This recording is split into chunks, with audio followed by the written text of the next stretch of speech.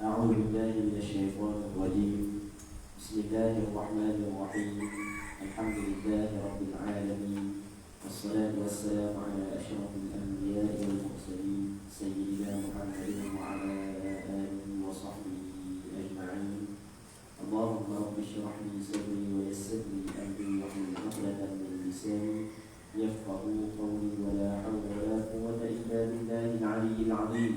اللهم انفعنا بما علمتنا وعلمنا ما ينفعنا وعلمنا ما جهلنا وذكرنا ما نسينا. اللهم يسر ولا تعسر، رب كلمني بالخير. اللهم افتح علينا فتوح العارفين وفقنا توفيق الصالحين. اللهم لا سهل إلا ما جعلته سهلا وأنت تجعل الحزن إذا شئت سهلا. InsyaAllah kita sambung balik pengajian kitab Perisai bagi sekalian mukallaf yang dikarang dan disusun oleh Syekh Abdul Qadir Al-Mahdi rahimahullah subhanahu wa ta'ala, wa nafa'ana Allah bi'ulumihi fid darain amin. Kita buka surat berapa lah baiklah. 121.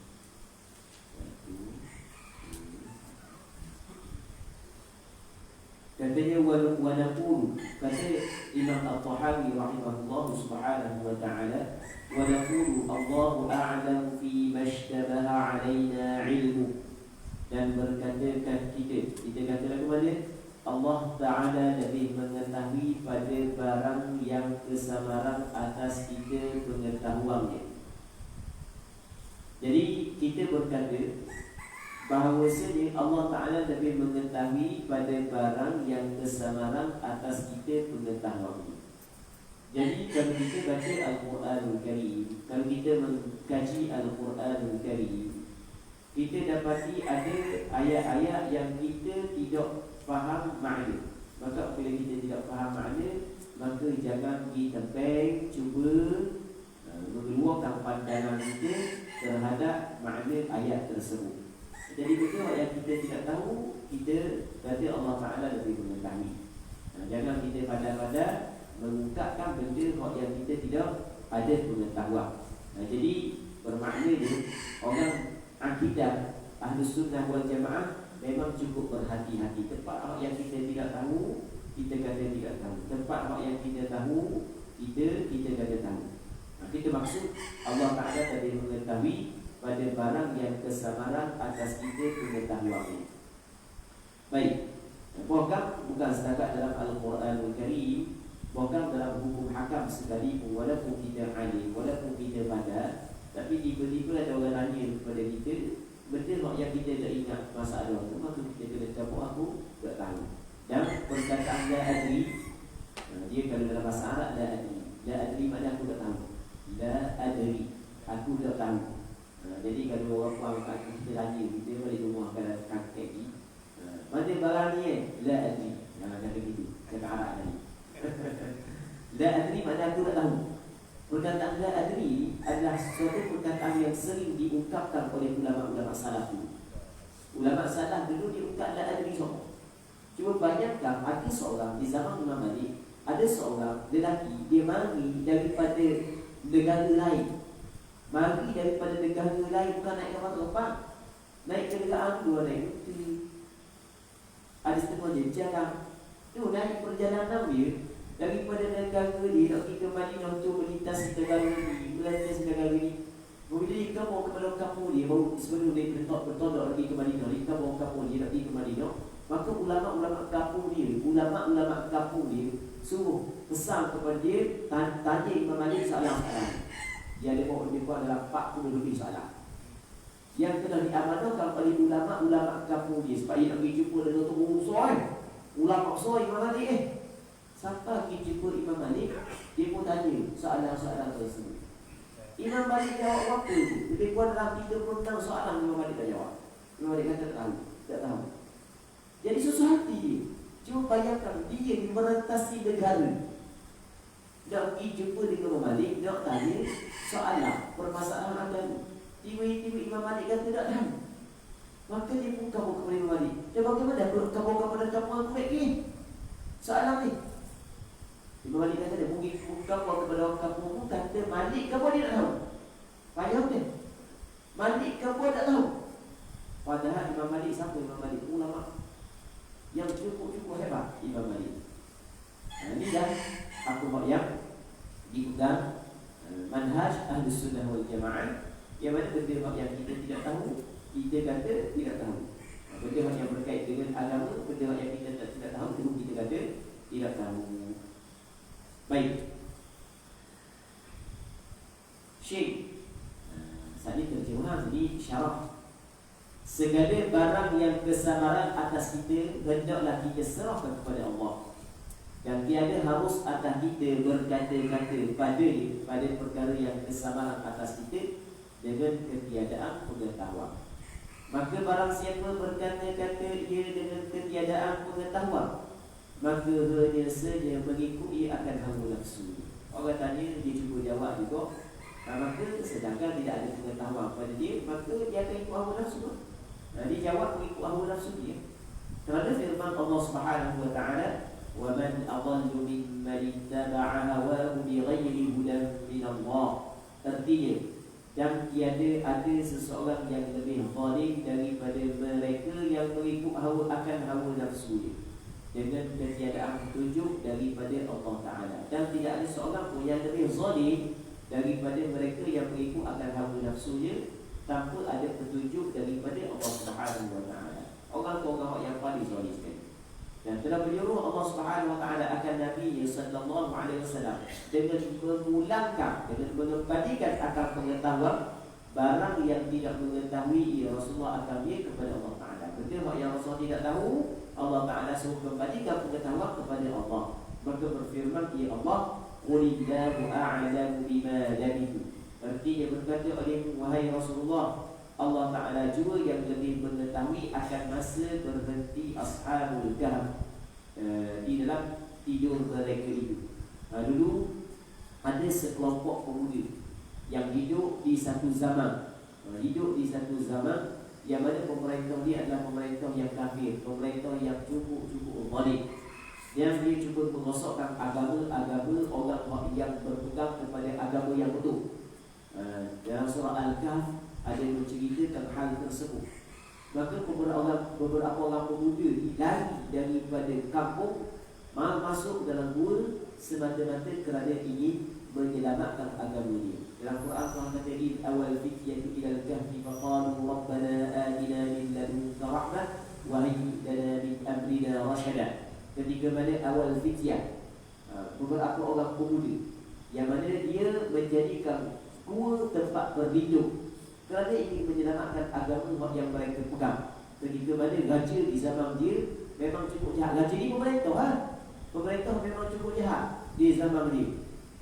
Baik, yang mana pemerintah tersebut cuba menghilangkan agama yang ada pada diri dia. Maka dia menyelamatkan diri. Maka bila hidup dalam gua tersebut, Allah Ta'ala tidur sambil dalam tempoh tertentu. Lebih kurang dalam 300 tahun.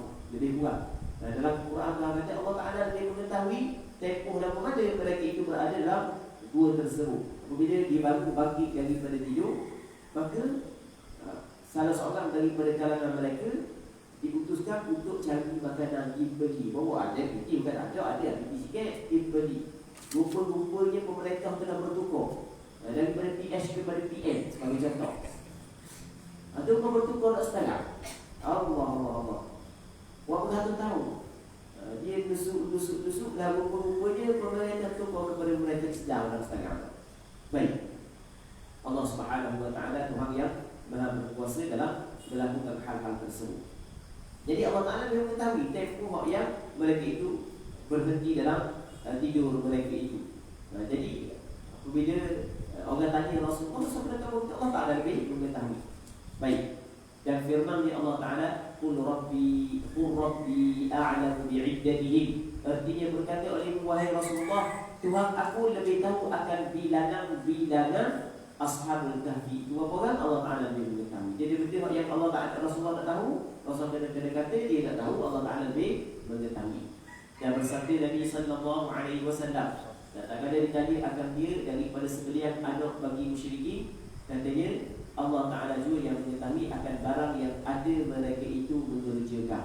Jadi ketika orang tanya Rasulullah tentang anak bagi musyrikin, orang-orang kafir, maka Rasul kata Allah Ta'ala yang penting mengetahui apa yang mereka itu lakukan, apa yang mereka itu amalkan. Wallahu a'lam.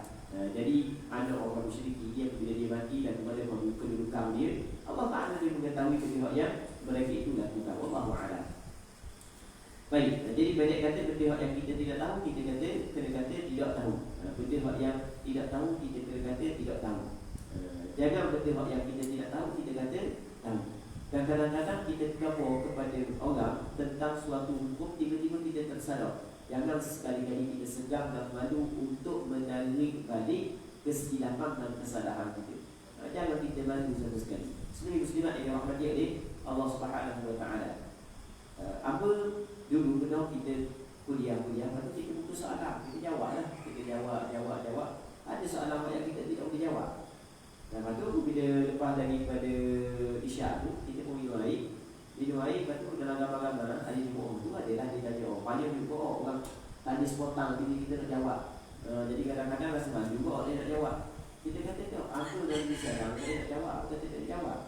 Sebab masalah benda ni bukan benda pribadi aku, ni hukum hakam. Jadi kalau kita hukum hakam, kan misalnya kita tahu, walaupun dalam majlis yang besar, dalam majlis bicik, walaupun majlis daurah yang dihadiri oleh penuntut ilmu, ustaz-ustaz, benda yang kita tak tahu, bukan tak tahu. Dan aku pernah beberapa kali menjawab beberapa persoalan agama yang mana aku tersilap dan aku rujuk balik benda yang kesilapan tersebut. Sehingga kan ada satu buku yang ada soal jawab apa berkenaan dengan fiqh korban, berkenaan dengan permasalahan korban. Ada satu permasalahan tersilap lepas daripada dicetak buku. Ketika kamu tengok silap tak sekarang. Jadi kita cuba tengok balik, cek balik ada silap ada silap. Jadi kita pun tulis balik dalam Facebook. Ni buku ni kita tersilap sebab ni bukan hal peribadi kita, ni adalah hal agama. Setiap apa yang kita tahu kita yang perlu dipertanggung, kita yang bertanggungjawab. Muslimat yang dirahmati oleh Allah Subhanahu wa Ta'ala. Baik. Katanya Sad qala al-musannif rahimahullah subhanahu wa ta'ala ونرى المسح على الخفين في السفر والحضر كما جاء في الأثر. Dan beriktikad oleh kita akan harus menyapu atas dua poza. Dua poza kita belajar dalam kitab Sabil al-Murtali. Dua sarung kaki. Dalam perjalanan dan dalam negeri. Dalam negeri ni ketika kita bermukim di satu tempat di kampung kita. Seperti barang yang datang ia pada hadis Nabi sallallahu alaihi wasallam. Kita dalam hukum fiqh ada suatu perkara yang dinamakan sebagai sapu di atas khuf. Jadi ketika kita berwudu, antara rukun wudu adalah basuh kaki. Mereka bagi orang yang pakai khuf, pakai sarung kaki dengan syarat-syarat tertentu, boleh dia tidak basuh kaki, hanya memadai sapu di atas khuf. Perbincangan yang lebar panjang lebar itu kita bincang dalam kitab fiqh. Baik. Jadi Ahlus Sunnah wal Jamaah berpandangan bahawasanya boleh, harus kita sapu di atas khuf. Maksudnya harus, bukan wajib. Bukan wajib. Maksudnya kita nak sapu dah apa, kita nak basuh kaki pun dah apa. Pilih salah satu daripada kedua ini kan sekali kita pakai khuf. Kita nak sapu di atas khuf pun dah apa, kita nak basuh kaki pun dah apa. Baik. Sama ada kita bermusafir atau kita duduk kampung. Kalau bermusafir kita diberi tempoh 3 hari, 3 malam. Kalau kita duduk kampung, kita diberi tempoh sehari semalam. Sebab benda ni disebut dalam hadis. Baik.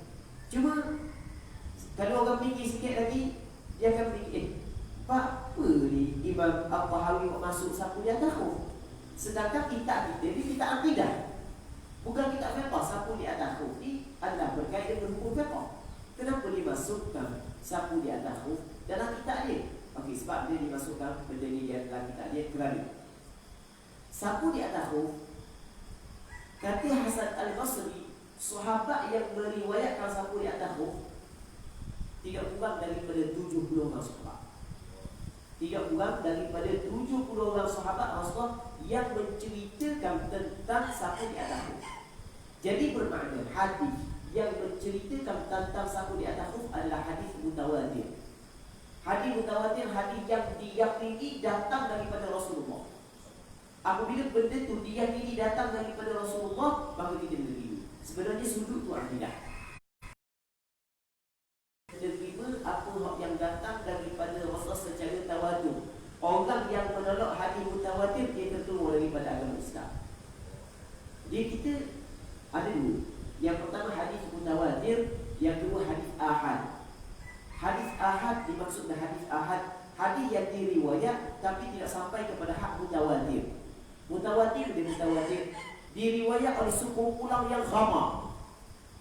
Daripada kumpulan yang ramai, yang mustahil mereka itu boleh bersepakat, boleh nak pakat untuk melakukan pendustaan. Mustahil pada adat. Mustahil pada adat mereka itu sepakat untuk melakukan pendustaan. Katakanlah ni Rasul kata, siapa yang kamu Rasul kata ni? Siapa kamu di perkataan Rasulullah? 10 orang sahabat. 10 orang sahabat. Sahabat ni kamu, sahabat ni kamu, sahabat ni kamu. Jadi pada adatnya, kalau 10 orang sahabat kamu, mustahil mereka itu boleh pakat untuk melakukan pendustaan. Kumpul satu tempat, kita bawa sekali tau. Mustahil pada adat.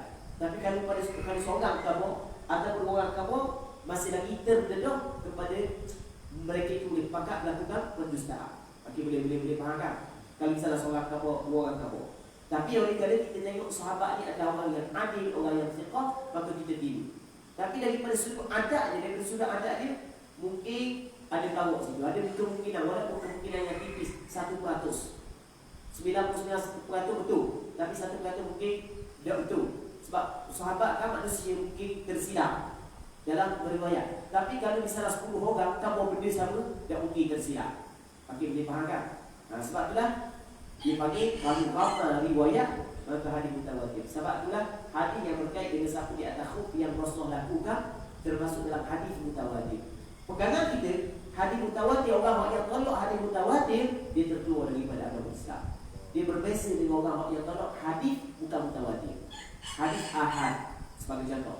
Aku buat contoh mudah. Hadis yang paling masyhur atau hadis yang cukup masyhur. Hadis innamal a'malu binniyat. Hadis innamal a'malu binniyat hadis sahih. Dikeluarkan oleh Imam Bukhari dalam kitab Sahih Bukhari. Dikeluarkan oleh Imam Muslim dalam kitab Sahih Muslim. Dikeluarkan oleh Imam Tirmidzi dalam kitab Sunan Tirmidzi dan beberapa orang ulama hadis yang lain. Apa ulama hadis mengeluarkan hadis tersebut dalam kitab masing-masing. Cukup kita kata hadis ini dikeluarkan oleh Imam Bukhari dalam kitab Sahih, Imam Muslim dalam kitab Sahih, hadis muttafaqun alaih. Tetapi hadis innamal a'malu binniyat walaupun hadis sahih, tapi dia bukan hadis mutawatir. Dia hadis ahad. Maksudnya hadis ahad, hadis ini ramai-ramai sahabat sedang Rasulullah riwayat. Ramai-ramai sahabat. Sahabat lain ada pun yang meriwayatkan perkataan tersebut daripada Rasulullah. Ramai-ramai sahabat yang meriwayatkan hadis innamal a'malu binniyat daripada Rasulullah adalah Sayyidina Umar SAW. Ada tak bukti Sayyidina Umar tersilap? Ada kemungkinan. Tapi oleh kerana kita melihat Sayyidina Umar adalah seorang yang thiqah, yang boleh dipercayai, maka kita terima hadis tersebut. Okey. Tapi hadis itu walaupun hadis sahih tapi masih lagi dalam kategori hadis ahad. Okey, katakanlah orang ni orang Islam. Dia kata innamal a'malu binniyat bukan hadis. Ditolak tak sekarang. Adakah terkeluar daripada agama Islam? Kata ulama tidak. Cuma dia jatuh ke dalam fasik sahaja, melakukan dosa besar. Sebab apa? Sebab hadis innamal a'malu binniyat bukan hadis mutawatir. Hanya status hadis ahad. Wajib kita kena terima hadis ahad. Wajib kita kena terima hadis mutawatir. Kalau sekiranya hadis itu sahih, wajib kita kena terima. Tetapi apabila seorang tu menolak hadis tersebut, sepakat kata dosa besar. Cuma adakah terkeluar daripada agama Islam ataupun tidak? Masih di tempat berlaku perbincangan. Hadis ahad dia tidak terkeluar daripada agama Islam. Kerana hadis sekadar hadis ahad. Okey, kita nampak kan? Berbeza dengan hadis mutawatir. Jadi hadis yang berkait dengan sapu di atas khuf adalah hadis mutawatir. Apabila hadis mutawatir, maka kita kena tiru. Sebab itulah Ahlus Sunnah wal Jamaah berpandangan bahawa dia harus menyapu di atas khuf ketika dalam perjalanan ataupun duduk kampung. Kerana benda ini datang dalam hadis Nabi sallallahu alaihi wasallam. Okey, kita tengok syarah dia. Kata Imam Syekh Abdul Qadir Al-Madini rahimahullah subhanahu wa ta'ala, madhab kita Ahlus Sunnah wal Jamaah harus boleh menyapu bosil, menyapu di atas khuf kerana ganti daripada membasuh kaki pada ketika mengambil air sembahyang. Tadi kita cerita dah. Dan alhamdulillah baru lagi kita bincang dalam kitab Sabilul Muhtadin berkenaan dengan sapu di atas air. Sama ada pada ketika tetap di dalam negeri. Negeri ni Korea lah, kampung kita dia negeri dalam kitab lah. Dia bukan negeri negeri faham kan? Negeri ni adalah satu perkampungan. Yang negeri ni contoh kawasan Badung, negeri. Kalau Korea kawasan yang kampung yang kecil, penempatan yang kecil. Negeri ni penempatan yang besar. Gitulah. Atau pada ketika dalam perjalanan, maksudnya ketika bermusafir, disapu, ketika duduk kampung disapu. Dalil bagi kita iaitu hadis mutawatir. Saat ini kita cerita dah hadis mutawatir kan? Hadis mutawatir ingat definisi dia, hadis yang diriwayat oleh kumpulan yang ramai, bilangan yang ramai, yang mana mustahil mereka itu pada adatnya berkumpul melakukan pendustaan. Itu hadis mutawatir. Katanya dia hadis ni dia ada hadis mutawatir, ada hadis ahad. Itu kena ingat. Quran ada, Quran semuanya mutawatir. Al-Quran semuanya mutawatir. Kerana masa di zaman Abu Bakar As-Siddiq, ketika Abu Bakar melantik Zaid bin Thabit untuk kumpul Al-Quran, untuk kumpul balik Al-Quran yang ditulis di zaman Rasulullah, tidak diterima melainkan benda yang ditulis serta diingat, tergabung. Jadi sebab sahabat ingat Quran, tapi masih lagi belum mencukupi. Dia cari mana yang ditulis di zaman Rasulullah, yang mana penulisan tersebut ditulis di zaman Rasulullah. Buat bagi. Okey, ingat dah. Lepas tu ada tulisan. Maka gabung semua sekali, cari sini sikit, maka akhirnya terkumpul Al-Quran Karim. Jadi Al-Quran Karim yang kita baca sekarang ni adalah yang dinakalkan kepada kita secara mutawatir. Sahabat tak tahu bagaimana yang kapal itu adalah Al-Quran yang diterima daripada Nabi sallallahu alaihi wasallam. Bukan orang beribu sahabat yang dengar Al-Quran daripada Rasul. Kata hak itulah hak yang diterima daripada mulut Nabi sallallahu alaihi wasallam. Jadi jelas Al-Quran ni adalah mutawatir. Yang telah beriwayat akan oleh 70 orang daripada sahabat Nabi sallallahu alaihi wasallam. Jadi kita tahu 70 orang ni sebagaimana yang disebut oleh Hasan Al-Basri. Hasan Al-Basri dia sebut 70 orang. Jadi aku dengar daripada 70 orang sahabat yang mengatakan Rasulullah sapu di atas katanya dia mengingkarkan akan harus menyapu atas dua wazir. Mereka orang yang bersifat dengan mengganti-ganti seperti puak Rafidhah yang menolak mereka itu akan hadis Nabi sallallahu alaihi wasallam yang sahih dengan fikiran mereka itu yang batin, wallahu a'lam. Jadi orang yang mengingkarkan harus yang di atas huruf ni adalah orang yang bersifat dengan mengadi-adi. Maksud dia sifat mengadi-adi, orang puak-puak mubtadi', puak-puak ahli bid'ah. Itu makna bid'ah ni adalah mengadi-adikan, mereka-rekakan benda.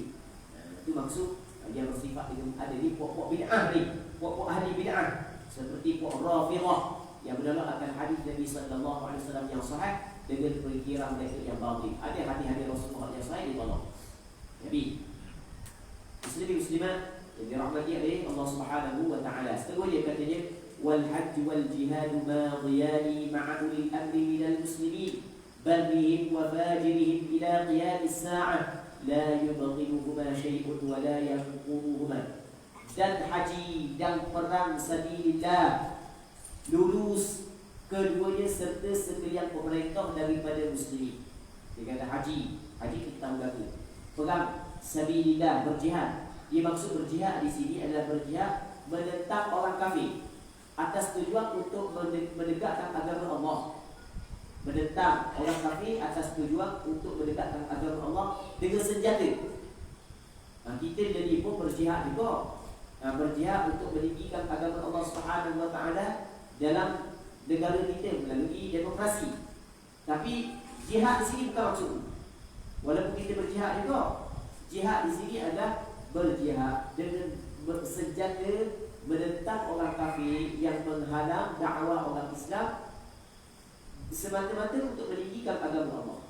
Yang mana jihad ni muslim-muslimat yang dirahmati oleh Allah Subhanahu wa taala mesti kena bersama dengan pemerintah daripada muslim. Jadi kita tidak boleh buat individu. mesti kena bersama dengan pemerintah.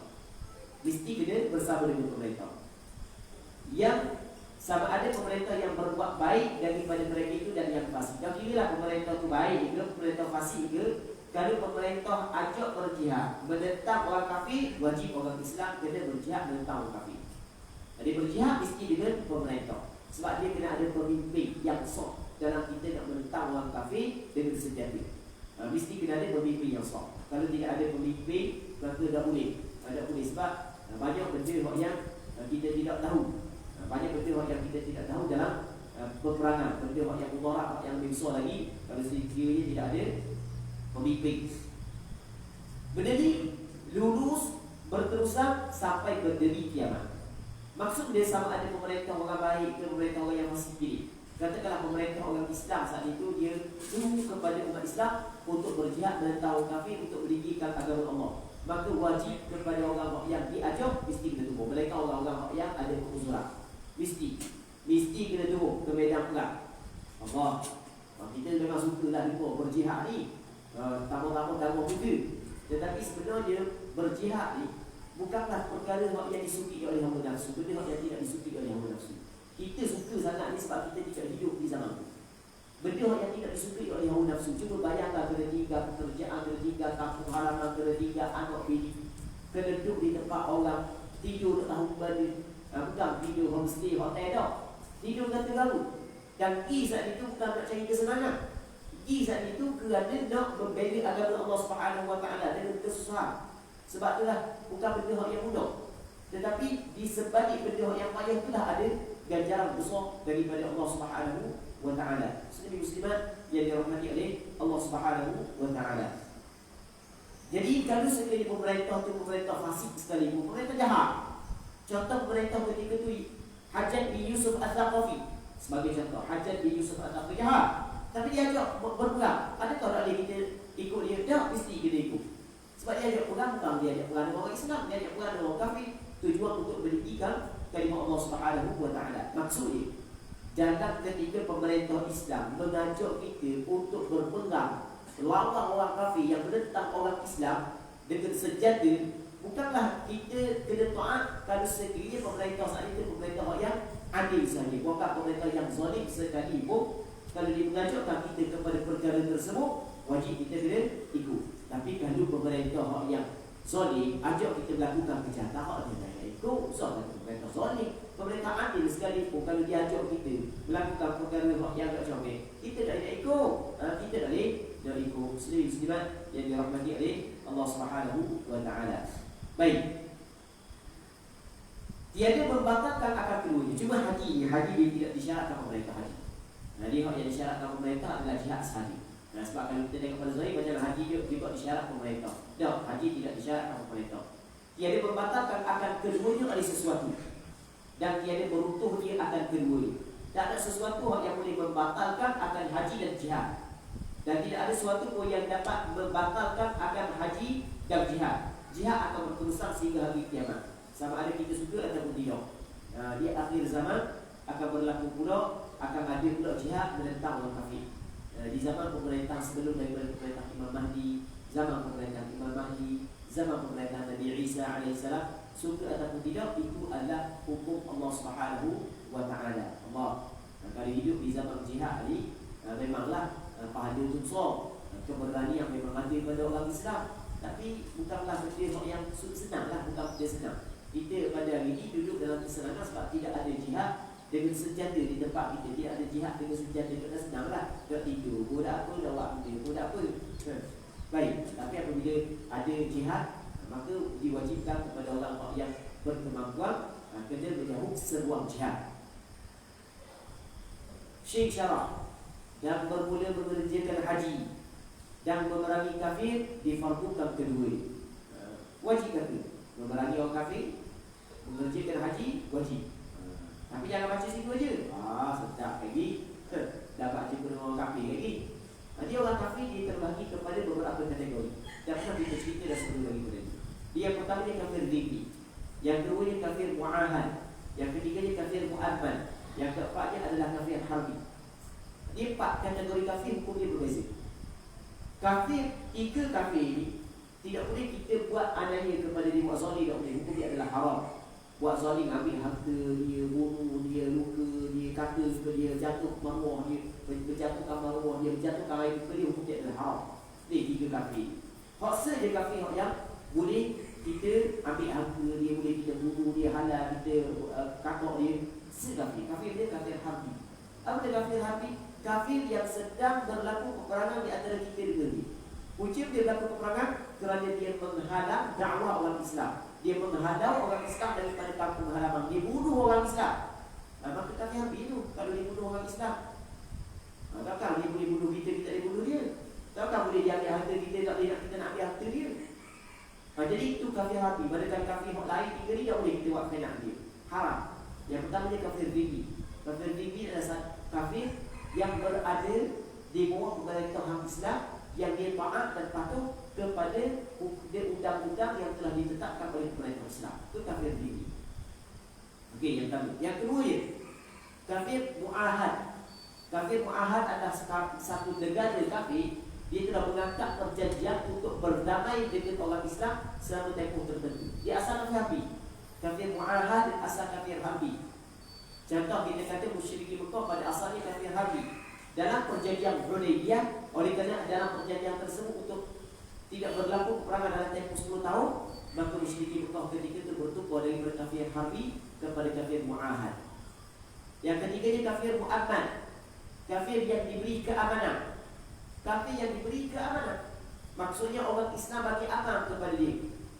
Israel, dia mari kepada negara Malaysia, dia minta visa untuk masuk ke Malaysia. Bila kerajaan Malaysia bagi visa kepada dia, maka dia adalah kafir mu'aman.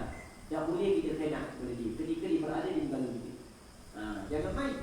Orang Islam ni, walaupun orang buat jahat kepada orang Islam, tapi dalam keadaan tertentu kita tidak boleh buat jahat kepada dia. Itu agama Islam. Agama Islam bukan agama khianat. Muslimat yang dirahmati oleh Allah Subhanahu Wa Taala. Orang tanya pula, dah cerita di tempat kita ni kafir dia. Orang cerita di tempat kita ni kita tak boleh nak letak secara umum kafir dia. Dan sebab ada hak yang okey dengan orang Islam.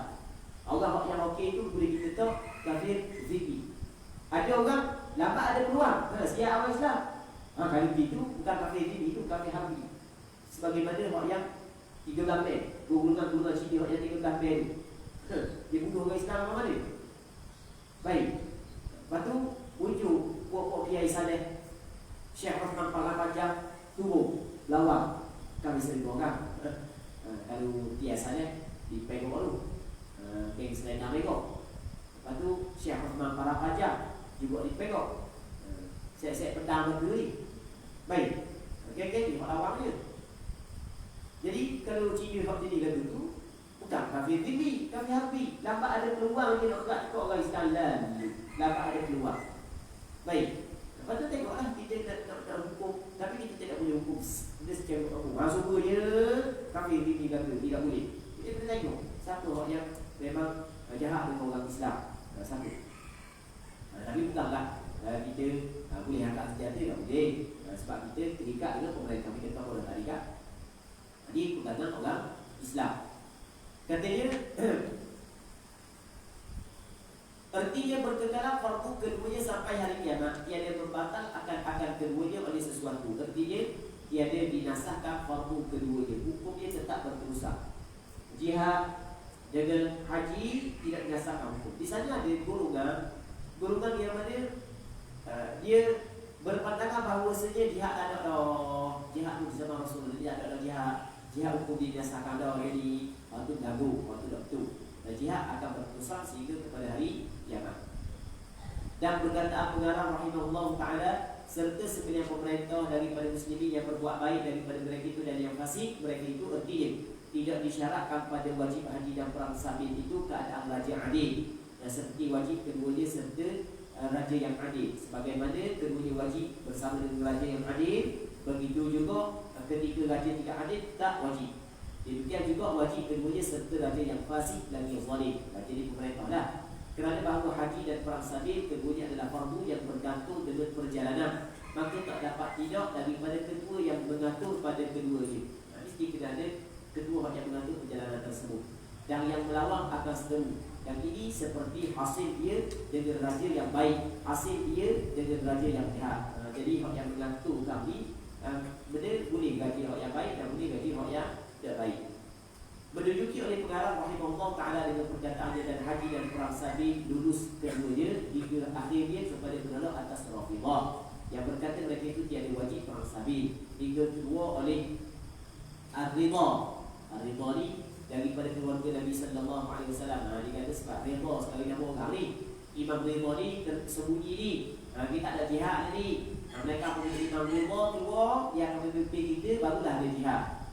Dan menyeru oleh yang menyeru dari langit, ikut oleh kamu akan ni, bunyi suara dari langit suruh ikut, ni baru ketika tu baru boleh boleh jihad. Sekarang ni tak ada jihad. Ni pandangan sebahagian daripada golongan Rafidhah yang bukan golongan Ahlussunnah wal Jamaah. Dan perkataan ini sangat terang batilnya yang tiada berhajat kepada dalil. Dan mereka itu bersyaratkan pada raja bahawa ada dia maksum.